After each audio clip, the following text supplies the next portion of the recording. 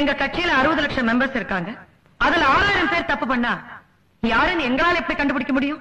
உங்களால முடியாது, ஆனா எங்களால முடியும். அவங்க கையில விலங்க போட்டு தெரு தெருவா இழுத்துட்டு போக முடியும். அரெஸ்ட் பண்ணி கோர்ட்ல கேஸ் போட்டா ஏதாவது தில்லுமுள்ளு பண்ணி வெளியில வந்துருவாங்களே. எனக்கே சொல்ல கூச்சமா இருக்கு. நாட்டுல அரசியல் அசிங்கம் ஆயிடுச்சு. எரியிற கொள்ளியில எந்த கொள்ளி நல்ல கொள்ளின்னு தேர்ந்தெடுக்கிற நிலைமையில தான் ஜனங்க இருக்காங்க. அரசியல்வாதிகள் தப்பு செய்யறாங்க.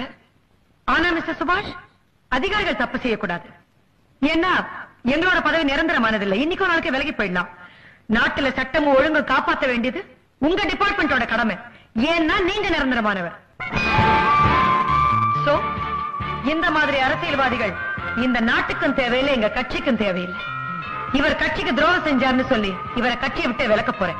அதுக்காக சட்டம் தன்னோட கடமை செய்யறதை நான் தடுக்க போறதில்லை. கோ ஹெட். மேடம், உங்க அரசியல் வாழ்க்கையை அவசரப்பட்டு அசிங்கமா நினைச்சிட்டேன்.